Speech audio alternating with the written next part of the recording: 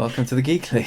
We've got a bit of a light episode this week. We're doing season 1 of the Orville, second episode of Krypton. We're doing Swamp Thing as well. There will be spoilers, just so you know. Listed with spoilers. What have you been up to this week? Basically, just spending a ridiculous amount of time on Twitter and getting involved in memes and immediately regretting it afterwards. I spent like yesterday, as we were chatting about different podcast things, that one where it's like, you know, post whichever number on your picture roll, and so I was like responding to people's pictures and passing out numbers, and yeah, at some point I was just like, why did I do this?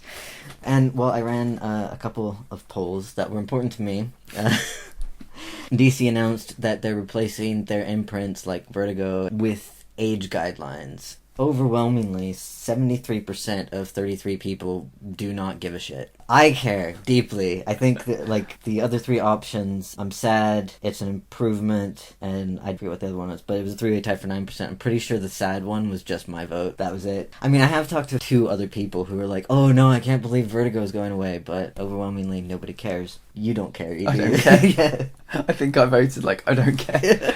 Yeah, everyone voted they don't care. Yeah, I read just fairly mainstream DC. I've started to get into DC Black Label, and I guess that's the equivalent of, you know, like slightly more adult takes on standard superheroes by the same sort of creative teams. I have a soft spot for Vertigo in my heart. It came along at that like early teenage years when you're just sort of like discovering your style, and it was like, oh my god, this stuff is awesome, and now it's going away. The second one was whether or not season 2 of the OA was actually good. 43% said great, 29% said it was okay, and 28% said that they hated it. Yeah, I didn't vote in this poll because I watched season 1. I thought it was really excellent. First episode is pretty terrible, and you get to the end of it and you think, okay, this is going to be a fairly kind of run-of-the-mill thing, but episode 2 onwards, it completely turns the whole thing on its head. Different show. I'm one of those people where if I watch a really good season 1, it happened recently with a show called Flowers that was on Channel 4 or Channel 5. Supremely good season 1. And there was a season 2, but I just haven't watched it. And that's what's happened here. I might one day, but the OA story was so well told and kind of perfect. Yeah, I'm going to watch it. I haven't watched it yet, so I also didn't vote in this poll. But I need to rewatch season 1 because it's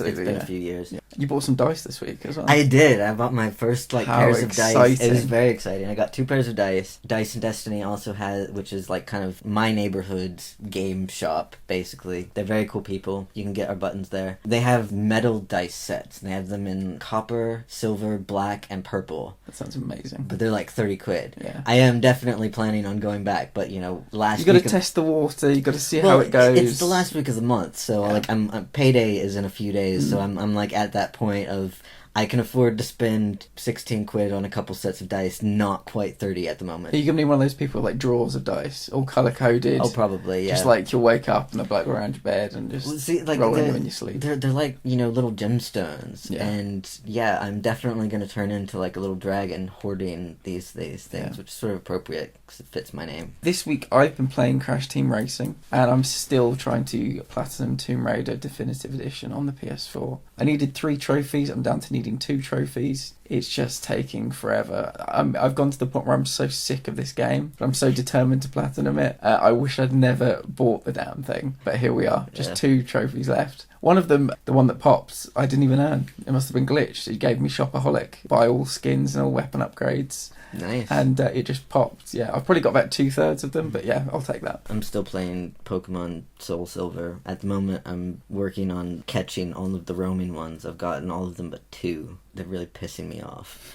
It's such a tedious venture trying to catch these things. I need to wandering back and forth between paths hoping they show up. I need to play Heart Gold so I can fill like any gaps that you have with the version exclusives from Gold. I'm glad you're addicted to that now. Yeah, it's all your fault. Yeah. Alright, so should we dive in with Swamp Thing? Yeah. A toxin's being passed along through people scratching each other. Yeah. With their incredibly sharp nails. I have never been able to granted I do not have the longest fingernails. I have a bit of an issue with biting my fingernails, but still, like, I think you need really sharp nails to do the kind of gashes that these people are having. Yeah, it was a bit beyond the realms of belief that 4 consecutive people were scratched by the people that were contaminated, and it just kept being passed along, and eventually it made its way back to the swamp. But that was kind of what this episode was about. Kind of a little bit gimmicky sticky. It was a little bit of a kind of case of the week Yeah, I mean, situation. I actually felt this episode was a little bit boring. Yeah, I did. We talked about last week that we were due for kind of a filler episode, Yeah, we and right on cue, it Yeah, appears. you can set your watch by these things sometimes. A bit tepid. We didn't really learn anything more about Alec, anything more about Abby. This toxin would give people, they'd live out their nightmares. Yeah. One person had like a snake on his hand. The woman witnessed the sheriff witnessed the death of her son. Abby, like, all the lights kind of went out. It was like a full eclipse, and she was alone in the dark. This kind of night terror thing from when she was a kid. So we've sort of got a little bit about her background. I was thinking, though, as we were watching that, it's really interesting that Abby is the main character in Swamp Thing. Swamp Thing is kind of like a side character. Like, he just sort of stands in the background. I would like a little bit more about his experience. Because we've gone from the little girl that, like, you know, he's confused and he's scared. He doesn't know what's happening to him. But yet, like, when we see him, he seems to have mastered certain abilities. Like, he knew that he could take the darkness from Abby and put it back in the other guy. He did mention that, like, the trees and the plants talk to him. I just kind of like to see a little bit of, like, what he's going through. He had kind of an existential moment for like a quarter of an episode, and then he's incredibly okay with what's happening now. He's come to terms with it, kind of accepting it. He's almost kind of accepted this role as I'm the kind of the sheriff of the swamp, going around dealing with all these supernatural elements that are happening. That was pretty quick, wasn't it? It was. Yeah. And, like, I mean, it's not anything we need an entire episode devoted to, but, you know, like, a 5-minute scene here and there every couple of episodes of him learning how to do something else or experiencing something new, or just trying to wrap his head around the fact that he's this huge monster creature when before he was kind of a fairly small scientist, nerdy guy. Yeah. So, yeah, I would just like a little bit more insight into Alec himself. Yeah, he's incredibly calm. He's incredibly kind of sound mind, and he's come to terms with this. He's limiting himself to the swamp. Like, if I was turned into something, I'd probably march about a bit, like, see, you know, I mean, people would be terrified, but like... I'd go wandering. Yeah. Like, especially because he seems, like, fairly indestructible. Yeah. You know, like, so... I still love that scene where he's, like, ripping his own brain out. Yeah. That was great. Yeah, so, I mean, you wouldn't really have to worry about the villagers shooting you or anything. Yeah. Maybe setting you on fire would be a problem, but presumably a swamp thing is kind of damp, so maybe he wouldn't, you know... Yeah, I mean, we'll come onto Lobo in a minute, but Lobo was kind of shot in the chest this week, and it was like a gaping hole where his vital organs used to be, and that was kind of regenerating. I imagine that was what would happen with Alec. He'd walk about, people like, what the fuck is that? Like, someone would take a shotgun, he'd lose an arm, he'd lose a leg, he'd lose part of his chest, and then... Kind of like Groot, too, like, you know, just regrowing limbs. Yeah, and it would kind of just, all the little vines would, like, rebuild and stuff. I do love it when they have the vines doing stuff. Like, I mean, it's great effect work. Yeah, it really is. I mean, another kind of positive episode. Do you think we'll get any Alec point of view episodes? Just seeing what, like, a whole episode in his perspective. Or are we here now? Is this like the Abby story? And he's I think it's Abby's story. Yeah. I mean, she's top billing on the credits. Yeah. Every episode so far has kind of centered around her. I don't see them giving us much of Alec's perspective. I'm going to pitch you an idea. Okay. Swamp Thing, police procedural. Alec solving woodland problems. Animals, you know, a little squirrel comes up. Alec, there's kind of like a bit of a supernatural thing happening over here. He goes and deals with it. The squirrel's like, thank you. The next day, like, you know, some ducks come along. A little bit of the swamp. Something weird's happening here. He goes and deals with that. He could have like an alligator partner. Yes. Oh my god. Yeah. Yeah. I would be down for that. I think that's series 2. And, you know, Abby could be kind of like, you know, the medical expert. She comes in and does like the autopsies and stuff. She's like the person at behind the computer. Yeah, she's kind of like a Dr. Dolittle. She can also talk to these animals. They've got all the bases covered. I think that would be a great team. Yeah, okay. Well, let's pitch that to DC for next season. We have so many ideas. Oh, that's right. DC. There's not going to be a fucking next season, you sons of bitches. Yeah, I mean, I think DC really should just hire us, because we have so many ideas, and they're all awesome ideas. They're the best ideas ever. That's $1 million idea. Yeah. Let's move on to Krypton. I've got to the point with Krypton where I kind of go into these episodes and I kind of turn my brain off a little bit. I'm not expecting anything like grand from this show now. I've come to terms with that. We had the Jane Azod story,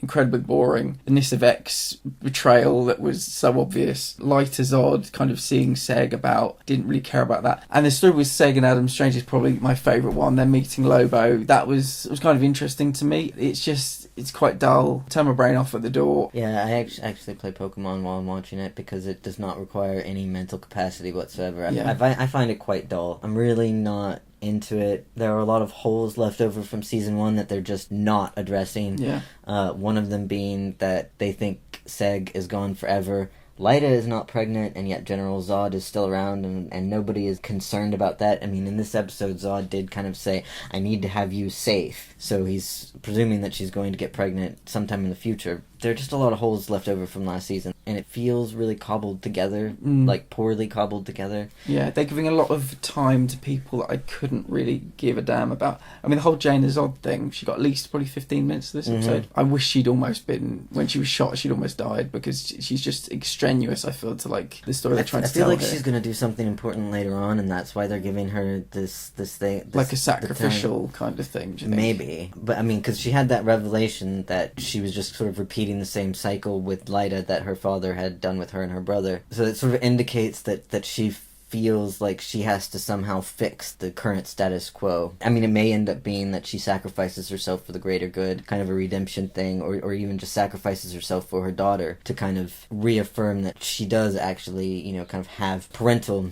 nurturing feelings towards her daughter, and she wants to kind of make up for it. Again, Lyta's actions, I feel like they're kind of backdoor trying to justify her going along with Zod by saying that she's like really messed up by Seg's disappearance. But aside from her seeing his face on other men, there's a big emotional disconnect between that. Like, she's not breaking down, she's not acting like somebody who's kind of traumatized by the loss of him, or even mourning the loss of him. Like, she doesn't really seem to care, just from like kind of her emotional presence. Yeah, I'm not into it. In this Vex story, she goes to this place, Wagthor, I think it was called. It's one that of the moon. One of the moons, yeah. Hey, I'm here to help. I got this bit of information from Lyta. They're doing this thing. You can intercept it and take all their stuff. And they're like, we don't know if we trust you. And lo and behold, they shouldn't trust her. She's actually still communicating with General Zod. Although she does tell them that, like, up front. She's like, yeah, he sent me here to be his eyes and ears, and I'm supposed to report to him. Yeah, I think it was like a kind of double, triple bluff. I think she's unfortunately on the Zod side because of the child abduction. The Jaina Zod story, that's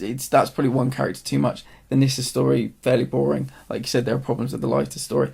What did you make of the Seg story? It like you, I think that was kind of the Seg Adam storyline was kind of the most interesting. It comes down to the character interactions more than like the actual storyline. Like, I mean, Lobo was hilarious. Yeah. In a Do you very know who sort reminds me of? A Mac from It's Always Sunny in Philadelphia, but what, longer hair and obviously all the makeup on. They would, I think there's a similarity there. Yeah, I mean, like, I really enjoyed his presence. I like the interactions between Seg and Adam because they're very different people. Yeah.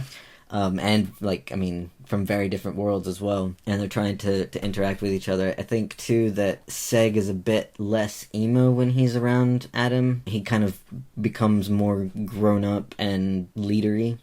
He has superpowers now.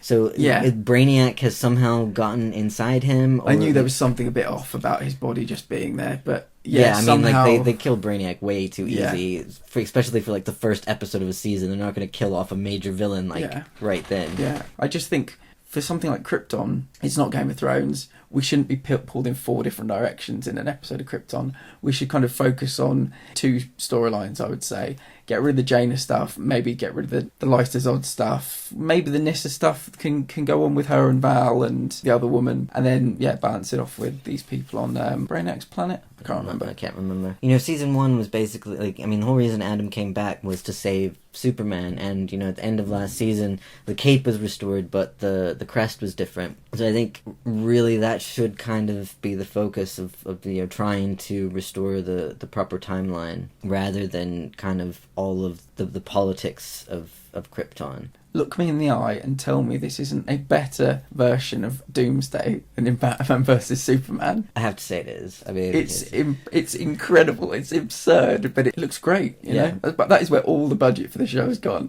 But it's worth it. Looks spot on, I would say. Yeah. I really want there to be like a kind of Zod or Lobo or Doomsday or Brainiac one-on-one situation. I'm counting down. They might have to do a team up, you know, like Zod, Brainiac, and everybody all fighting against Doomsday. Can you imagine that? That is like DC porn right there. Yeah, basically. Yeah, I'd love to see that. So, the second season of The Orville has just come out. Well, it came out a few weeks ago. This is the first time you've seen it. No, I've seen Orville season 1. I haven't seen Orville season 2. Okay. Yes, we rewatched season 1 as kind of, we'll be doing season 2 next week. One of the things that I think is cool is like the number of kind of big name actors they've gotten to just sort of appear. You know, you had Liam Neeson in there for like a minute. Charlize Theron was there for a while. And I actually spent most of the episode staring into thinking, who the fuck is that person? And then I finally Googled and was like, oh yeah, of course it's her. But it was a little bit difficult with like, you know, the hair and everything to identify her. Rob Lowe was there. As Derulio. Victor Garber was there as one of the kind of admirals. Norm Macdonald voiced, like, basically it's like, is it Slimer from Ghostbusters? Kind of, but yeah. like, he's like a sludge. Gelatinous yellow blob that people keep, like, tripping on and stuff. I mean, people are always walking through him. And occasionally consuming him. Voiced by Norm Macdonald. It's as amazing as it sounds. Adrienne Palicki from Agents of S.H.I.E.L.D. She's in this. Obviously, Seth MacFarlane plays Ed Mercer. She plays Kelly Grayson. I think they've got great chemistry. They do. The one thing I didn't like was the kind of brief venture into them being in a romantic relationship. I felt it was completely unnecessary because, I mean, they obviously have the past history, but it was really interesting, you know, watching them progress from being very adversarial and, you know, Mercer kind of, when he found out that she was going to be his XO, he, like, freaked out and ran off the bridge. No. Yeah. And then they developed a good working relationship and respect for each other. They both sort of acknowledged that they made mistakes in their relationship and maybe they weren't actually meant for each other. And then the Derulio thing happened and they were like, maybe I didn't actually cheat on you. Maybe I was just, you know, brainwashed, whatever. And so for like half an episode, they get back together and then it's like, we can't do this because it's unprofessional. And it was just like, we didn't need that storyline, really. I think it would have been a lot better just to focus on them developing a good friendship. But again, it's that thing that all TV shows have to do. If you have a male and female lead, they will at some point have a romantic interlude. So let's talk about what this show actually is. To me, it feels like a love letter to Picard's Enterprise and Kirk's Enterprise. You've got a lot of the same kind of beats. It's about a team of people exploring unexplored space. It seems to be in a world where like humanity has its shit together and we're in the search of knowledge. We're interested in mediation. Obviously, they're not beyond firing lasers at people, you know, if they'd be attacked by another ship. I like that. It feels quite wholesome, I think, in parts. It feels quite hopeful. You know, they're going out and meeting new people and just trying to learn, and you don't often get that. I kind of feel very similar. It's definitely an homage to Star Trek, but it's also quite unique in its own way. Yeah. And I find that combination really interesting because you can watch it and, you know, it's very, very obvious that it was inspired by Star Trek, but it's not done in like a goofy, spoofy way. I mean, like it's a funny show. It's a comedy. It's definitely not like a serious drama. It feels like it can stand on its own, separate from Star Trek. Yeah. And I mean, personally, it's the only thing that Seth MacFarlane has done that I do not find incredibly offensive. Slam. Yeah. How? Yeah. Who is this for? Who do you think will like this show? Because I honestly feel like it's something I could watch with my family.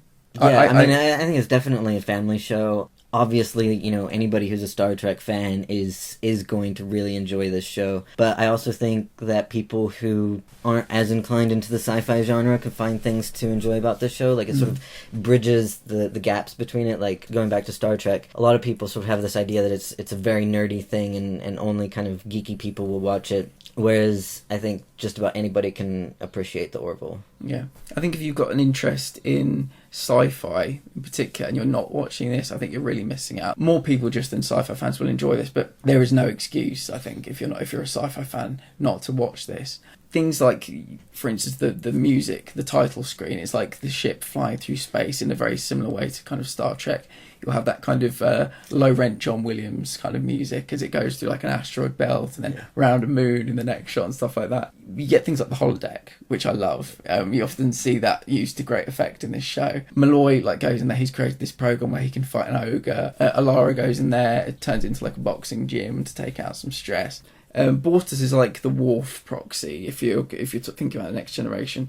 Someone called Isaac, who's like a kind of data proxy. I just think it's a really strong cast, all really good characters. And the thing is, they've all got each other's backs as well, which is, again, kind of unusual. There's no infighting. They try and build each other up rather than knock each other down, which I like. You know, like I said, it's a wholesome show, which is kind of surprising, you know. I know. I mean, you think about Seth MacFarlane. Wholesome is not the first word that comes to mind. Yeah, I mean, I was a bit skeptical because, as I said, I find a lot of what he does just incredibly offensive. Yeah, I was pleasantly surprised to I really, really enjoy it. I was super excited by the second season. There's some things in it that I don't like, but we'll talk about that next week. Yeah. I find it hilarious as well. I think the sense of humour is really good. There is some Seth MacFarlane Family Guy. He can't help himself. There's got to be a bit of that in there. Yeah, I mean, there's some genuinely funny moments in there. I've actually listed some. Okay, all right, go. There's one where Kelly says to Ed, "You can bang her on your kitchen sink for all I care," and Ed's response is, "I don't ever do it near the food. You know that," which just really, really got me. There's this moment.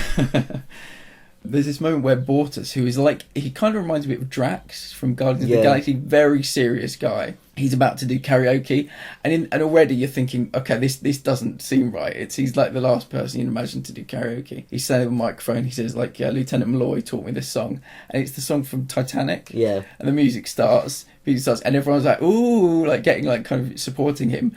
And he just looks at the wall and goes, "You will be silent." I think it's really good. As much as I think it would be hilarious to watch Bortus sing Celine Dion, it worked best that it cut him off right there. It just leaves you to imagine, what he would have done. I think my favourite line is where they've just basically found this whole colony that have been floating through space, unaware they're even on a spaceship because generations have lived there. And the Doctor says something incredibly profound. And Ed looks at her and says, that is beautiful. Who said that?" And she goes, "Emerson." And he goes, "Ah, yes, William Byron Emerson." And she kind of looks at him like he's like a 6-year-old child and's like, "Ralph Waldo Emerson?" And he's, "Ah, yes, Ralph Waldo Emerson." And then he just starts spouting other poets' names in random order. Yeah. I just think it's got a really good sense of humour. But there's poignant moments where they're actually trying to help civilization as well. So it's not just a comedy, it's got that nice balance going for it. I like the moment where he went to Bortus's quarters and they're playing this game called Latchcombe and they're throwing around this egg and they're throwing it around. It's like a kind of pass the parcel situation. And hot potato. Yeah, and Ed holds it. He's like, "Is that it? We just pass it around?" And then this spike shoots out of it straight through his hand and he's screaming. Yeah, really enjoyable. So we were talking before we recorded favourite characters. What are your favourite characters? Bortus is probably comfortably my favourite character. It's the whole thing where, on Guardians of the Galaxy, Drax is probably my favourite character just because they're very serious. And so all moments of humour involving them, it's times 10. I think, too, that sort of humour is really difficult to pull off. Yeah. And the actor who plays Bortus, whose name I do not know, but similar to Drax, it's so reliant on exact perfect timing and the exact right inflection, and they both do it so well. And so in addition to it being quite funny, there's also this appreciation of wow, this is a really talented person doing a really great job. Bortus is easily my favorite character, and I find their culture really interesting, and particularly the whole episode when their baby is born and the question about the gender. And Orville can be a bit heavy-handed. I mean, in that episode, Bortus just watched the Rudolph the Red-Nosed Reindeer movie, and all of a sudden his opinion was completely changed. And I mean, that was a bit ludicrous, but I do kind of respect that they took on issues of gender identity, and I'm sort of curious to see if that manifests later as the kid gets older, if the idea of gender comes up again. Yeah, Bortus's partner Clyden, you also found out that he was born a Macklin female. Yeah. And their whole thing is that, there is no place in the world for females. It's not I think in parts of Asia, was it that girls would just be killed at birth? Yeah. That was it. Just flat out, that's it. In their culture, it's about, they do this very early gender realignment surgery, and the whole episode was about they the morality. View it as a birth defect. Yeah, I think that they try and compare it to a cleft palate, I think, at one point. And so there's this great court scene where Kelly is representing Bortus and trying to talk about the morality of the whole thing. He probably should have talked to some trans people, or at the very least some queer people, to get some input on how to present this, because the arguments, I get where he was trying to go with it, but it was a very straight, cis, heteronormative view on gender identity and gender reassignment. And so it wasn't my favorite episode, but I did find it interesting that they decided to tackle that. Another episode that I thought was interesting, slightly different issue, the idea of zoos, where Kelly and Ed were in a zoo, and they talked about in the 22nd century or something, mankind got rid of zoos, which I thought would be a great idea. Yeah, it would. It'd be amazing. It reminded me of the Star Trek original series episode with Captain Pike and the Menagerie. Kind of a very similar sort of thing where you have two humans in a cage for the amusement, basically, of an advanced alien race. If you were in charge of the world, would you get rid of zoos? Yeah. I would replace them with, like, conservation areas and, rehabilitation things and, kind of like a national park sort of thing where the animals are protected, but they have free reign over, like, vast stretches of land. I do enjoy zoos because I love animals. I love seeing the animals, but most zoos, the conditions are not really that great for them. There are situations where animals get injured or whatever and they can't be returned to the wild. And okay, fair enough, put them in these conservation areas and people can go see them, and maybe they won't see a snow leopard the exact day they go, but it's better for the animals in the end. I think I would have also like an international poaching federation, or international anti-poaching federation. Should specify that. Get the whole world to fund it and like get people here, there, and everywhere. Yeah, to, like, I think we should definitely. Poachers. I mean, poaching is such a huge problem, particularly for animals like elephants and sharks and whales. We need an organization that has no political affiliation and its job is just to look after the animals. Yeah. I also think that to have the right to create a zoo anywhere in the world, there should be so many more hoops to jump through than there already are, because many of the time, oh no, a kid got in the enclosure, we had to shoot the gorilla. That cannot ever be allowed to happen. No. The amount of times where one of the leopards got out and has either attacked another leopard because they were being separated because they were in heat or something and killed the other leopard. They were the last two mating ones that in the whole of Europe or whatever. Zoos are letting themselves down as well, I feel. Yeah, they are. Little zoo detour. Least favourite character? Isaac, I think. Just because he's a fairly bland character. The sort of overly logical, unemotional character is a bit of a staple of Star Trek between Data and the Vulcans. I don't feel like they're doing anything interesting with him. I mean, he's gotten more storylines in the second season, but yeah, they don't grab me. It's nothing really new. It's just exactly what you would expect from an android, essentially. Just a final few comments. I think this is best when they have an away team and they're going to a planet with a purpose to kind of solve an issue. Mad Idolatry, where Kelly was like a kind of god and the planet would disappear every 11 days, and when it came back it had been 700 years later. Really enjoyed that. I also liked If the Stars Should Appear. The Orville, it's pretty big. I can't really think of any like real world terms to give it, but it's like a big spaceship. Probably comparable to like the Enterprise or something like that. They find this ship and this thing makes the Orville look like plankton compared to a blue whale, And they go in and they find that these people have been living there for generations. They no longer know that they're on a ship, and they go to kind of investigate that and try to help the ship start again and let these people know that there is, space out there. And Robert Neppers is actually, he plays kind of like the magister, mayor, religious leader kind of thing, and it does pose like an interesting conflict. It's also the episode Liam Neeson is in. He plays the last kind of captain of the ship, who has now, after several generations, become their god. Neppers' character is kind of like, we can't tell them the truth because it'll completely destroy our way of life, it'll completely disrupt us, and it's like, it's that or death. Which are you going to choose? That you can't continue on the way you have been, and it's the struggle to the Orville team is trying all of these different things to convince people that they were actually on a ship and they're in imminent danger because they don't believe in alien races. They are a completely closed community, aren't they? There is no way in, except obviously the Orville found them floating on this particular way in.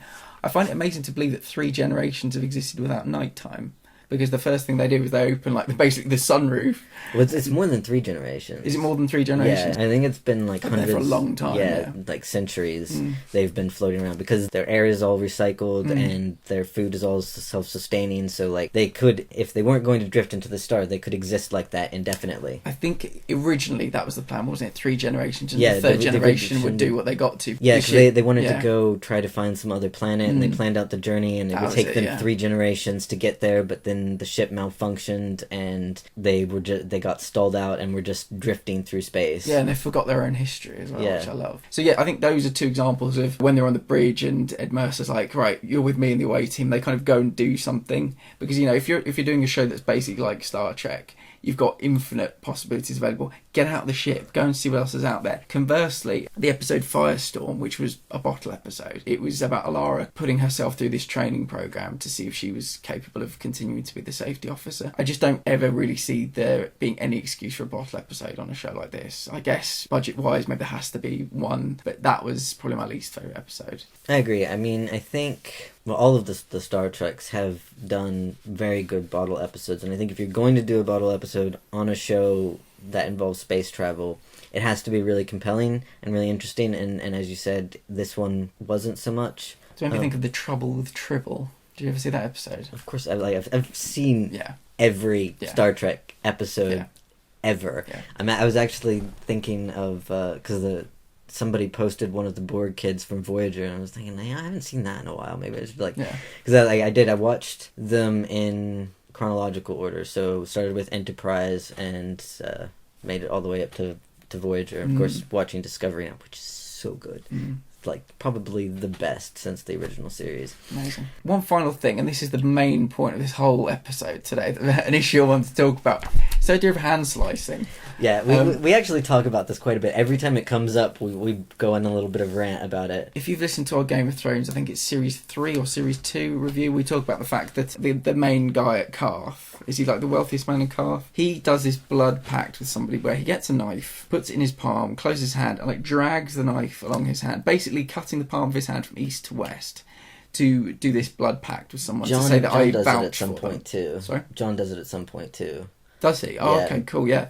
So it's been in Game of Thrones. We had it recently in Krypton, where they were trying to get... where they were trying to get into the Fortress of Solitude? Oh, the Doomsday Vault. Yes, that's right. Vault. So they had...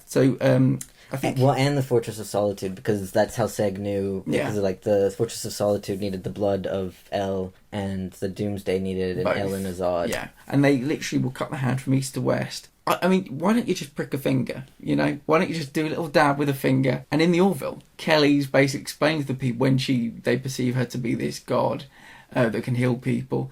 She basically explains this little machine did it. And she gets a knife and she cuts her hand from east to west. In all these scenarios, except Kelly's, because she does have the machine to heal it. Why would you do that? It's the stupidest place in the world to cut your hand. One, the palm of your hand is quite sensitive. So, all of these people who are very stoically just slicing quite deeply into their hand with no reaction and blood gushing out, because that is the other thing, that much blood would not come out of a regular cut on your hand is really unbelievable. The number of times that soldiers and warriors do this when their hands are kind of the things that keep them alive, because how are you going to grip a weapon if you've got a big old gash in the palm of your hand? I don't think they have penicillin in Carth. They've got a lot going for them, but I mean, infection's going to get in there. You'd need to keep your hand open while it's being healed. You couldn't clench onto it. Because it would open up the scabs and everything every time you clenched it. Plus, you're thinking about dirt and grime, sweat. I mean, our hands are in everything, basically.